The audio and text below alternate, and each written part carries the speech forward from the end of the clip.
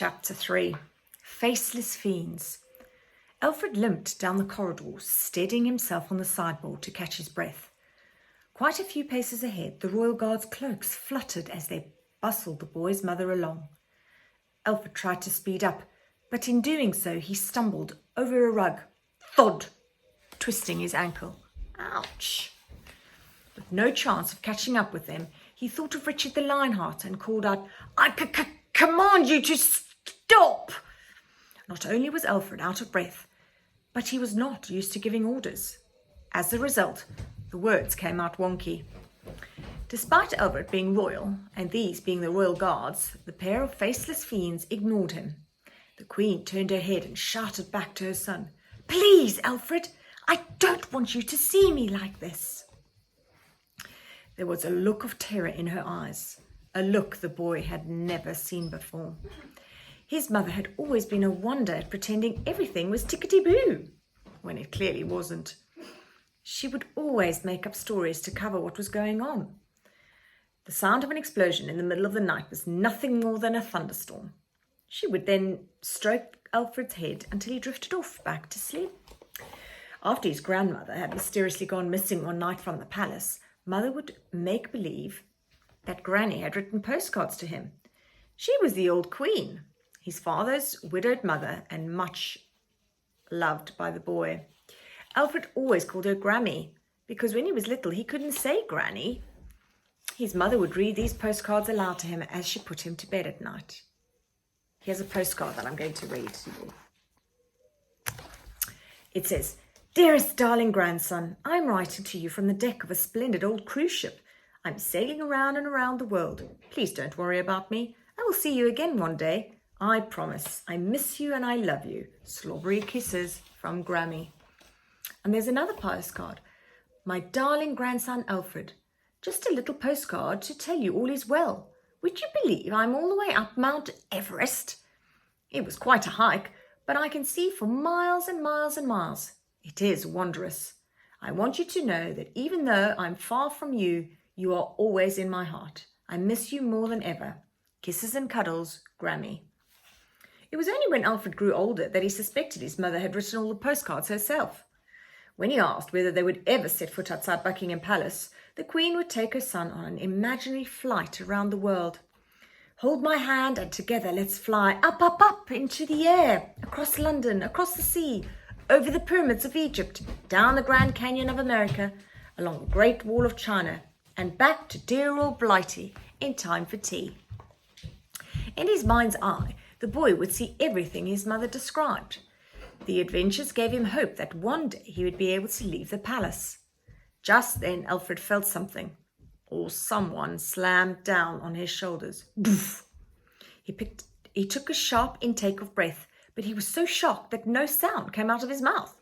Two large gloved hands were holding on to him. Alfred turned around. It was another royal guard who had somehow crept up on the boy after he'd stumbled on the rug.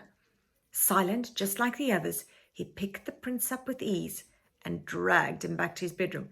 "Let me go!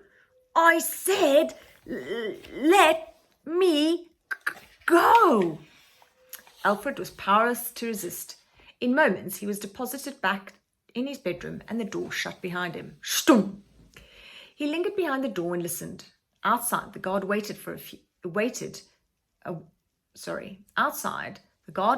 while before the sound of footsteps betrayed his movements.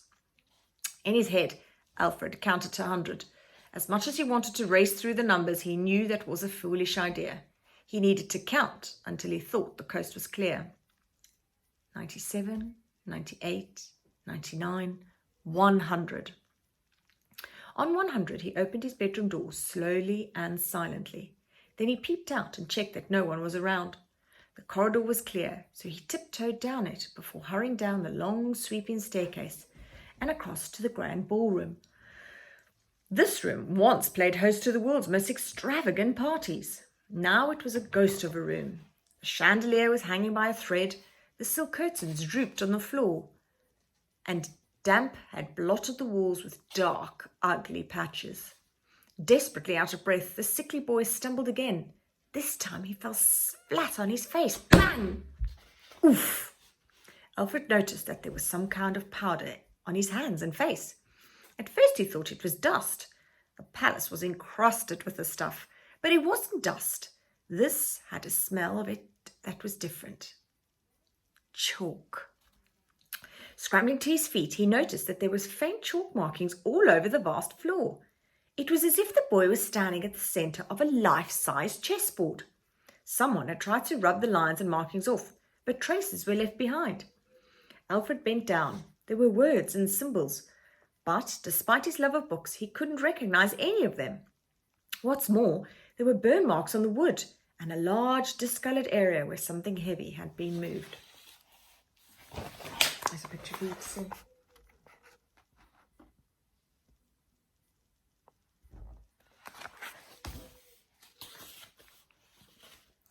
Alfred shivered as he realised something. There was strange goings-on in the palace. The boy stood up and walked slap-bang into someone. Doof! Or rather, not someone, but something. The Octobot! A robot programmed to do all the butler's duties. It was meant to make life easier, but it actually made it harder. It looked not unlike an octopus, if an octopus were made of metal and trundled along the ground. Crucially, though, it did have 8 arms, each one with a special attachment for performing different tasks. Hence the name, Octo for octopus and Butt for butler, although its name made it sound more like it was an octopus's bottom.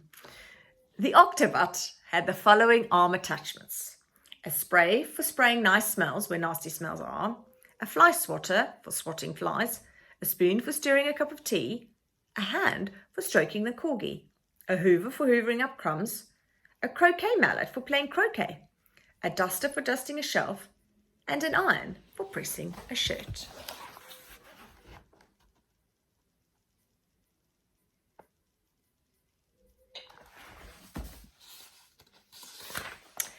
Good morning, Mr. President, jabbered the Octobot. It was always getting things wrong. Oh, hello, Octobot, whispered Alfred. I wasn't expecting to bump into you. Please, can you keep your voice down? Roast chicken, replied the robot before announcing. You will be pleased to know I've boil-washed your underpants. With that, the Octobot flung a gigantic pair of unwashed men's underpants at the prince. They must have belonged to some humongous old man. Whoosh! They landed slap-bang in the boy's face. Thank you, Octobot, whispered Alfred as he removed the still stinky underpants from his nose. Now, are you ready for your game of croquet? No, hissed the boy. The robot swung its croquet mallet arm so hard it bashed the wall. Bang! So hard that the arm itself came loose. Boonk! It fell to the floor with a crash.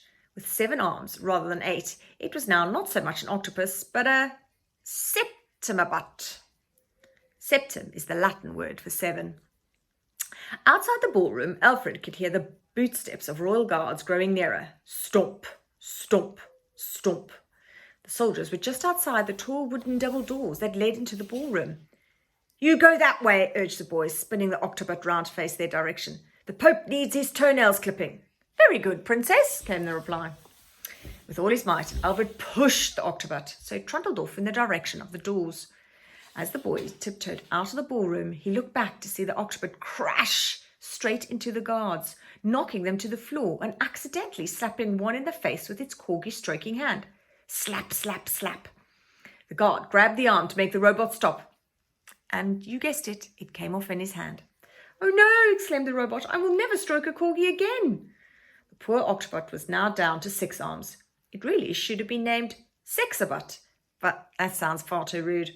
Ahead of Alfred was the entrance to the throne room. This was the fortress within the fortress of Buckingham Palace. In a way, it was a panic room, like a giant safe. It had been installed in case of an attack, or, horror upon horror, in the case of revolutionaries ever managed to break into the palace itself. The walls of the throne room had been made of metre-thick steel. The only way in or out was through a huge metal door, which opened only with fingerprint recognition. Just 2 people had access to that room. The first was the boy's father, the king. The second was the king's chief advisor, Lord Protector. The Lord Protector was an elegant figure in his 60s. He was well-spoken and refined, with impeccable manners. A learned man, he spoke with great authority on any subject you might care to mention. Art, literature, philosophy. He wore a black shirt, buttoned up to the top without a tie, and a smart grey suit. On his lapel, it's that little part that comes around, he sported a gold pin badge, which, like the flag and the armbands the royal guards wore, depicted a griffin. The Lord Protector had worked at Buckingham Palace for as long as anyone could remember. He'd started off in the palace library, tending to the thousands of ancient books collected there. Most of the books were displayed on shelves, but there was a handful kept under lock and key in a cabinet. Only the Lord Protector had the key. Like museum pieces, Alfred was not allowed to take these books up to his room. However, he could look at their covers. One intrigued him the most. It was an ancient red leather-bound book with gold lettering on the front. The boy knew very little Latin, but he knew enough to translate that Libre was a word you often found in library books. It meant book. So this was the Book of Albion. Once, when he'd slipped into the library unnoticed, Alfred had seen the Lord Protector studying it. Glancing over the man's shoulder, he saw there were ornate, hand-painted pictures inside. But before he could make out what they were, the Lord Protector had slammed the book shut and locked it back in the case. Of course, this only intrigued the boy more. Over the years, the Lord Protector had gained the trust of the king, to the extent that he had become his closest advisor. As the country slid into ruin with crops failing and no clean water to drink, the Lord Protector introduced extreme measures in the king's name. Food and water were rationed. That means you only got a certain amount and it had to last you a certain amount of days. There were curfews at night. People couldn't go outside after a certain time. Punishments were severe, including execution. The government was outlawed. The army and the police force were disbanded and replaced by the Royal Guard. The Union Jack was replaced by the flag of the Griffin. Since the catastrophic events that had plagued the kingdom into darkness, the king had relied heavily on the Lord Protector to guide him through this terrifying new world. Over the years, the king became more and more withdrawn, as if he'd disappeared into the back of his mind. No one knew why exactly, but the king, who had once been so full of life, seemed as if he was one of the walking dead. Soon he was ruler only in name. The country was controlled by the Lord Protector. When Alfred spied his mother being held by the royal guards outside the huge metal door to the throne room, he seized his chance. The lady was making a lot of noise and struggling to get away, which distracted the two soldiers. "This is no way to treat your queen. Unhand me, do you hear? Unhand me at once." The boy tiptoed behind them, and when the metal door slid open, whoosh, he took a deep breath and sneaked in. And that's where we'll leave it for chapter 4.